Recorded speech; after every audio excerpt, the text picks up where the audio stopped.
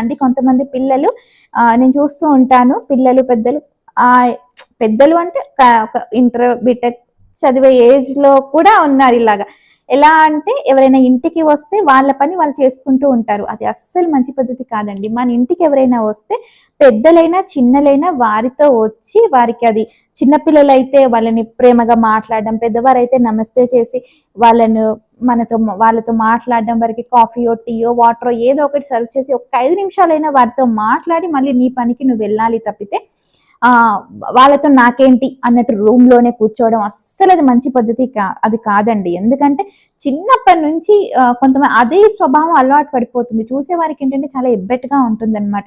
లేదు పిల్లలకి వరుసలు తెలియాలి. ఇప్పుడు ఫర్ ఎగ్జాంపుల్ ఒకరు వచ్చారు మన ఇంటికి, వీరు మన పెద్దనాన్న అవుతారు, వీళ్ళు పెద్దమ్మ అవుతారు, వీళ్ళు మామయ్య అవుతారు, వీళ్ళు అత్తయ్య అవుతారు, వీరు మన ఫ్యామిలీ ఫ్రెండ్ అనమాట, ఈ అన్నయ్య మన ఫ్యామిలీ ఫ్రెండ్. ఈ విధంగా మనం పిల్లలకి చెప్పి పరిచయం చేస్తూ వాళ్ళని కూడా 5 నిమిషాలు స్పెండ్ చేయనివ్వాలి. అంతేకాని చదువుకుంటున్నాడు, బిజీగా చదువుకుంటున్నాడు, వాడు రూమ్ లోనే ఉంటున్నాడు, అట్లా ఎప్పుడు కవర్ చేయకూడదు.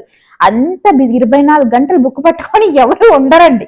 ఆ స్టూడెంట్ దశ దాటే వచ్చాం మేమందరం, అంత ఏం ఉండదు. బట్ ఖచ్చితంగా తల్లిదండ్రులు ఇంట్లో పెద్దవారు తప్పకుండా నేర్పించాలండి. ఇంటికి ఎవరు వచ్చినా కూడా వారికి తప్పకుండా మనం మాట్లాడాలి. అప్పుడు మనకి కుటుంబ విలువలు అంటే ఏంటో తెలుస్తాయి అన్నమాట.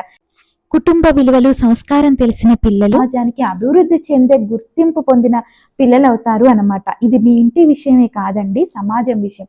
అందుకే నేను మాట్లాడుతున్నాను అన్నమాట. నా పిల్లలు నా ఇష్టం అంటారు కొంతమంది, కానీ అది మీ ఇష్టం కాదు, సమాజం పైన ఆధారపడి ఉంటుంది వారి భవిష్యత్తులో వారు చేసే పనులు అన్నమాట. అందుకే ఈ చిన్న వీడియో మీకోసం.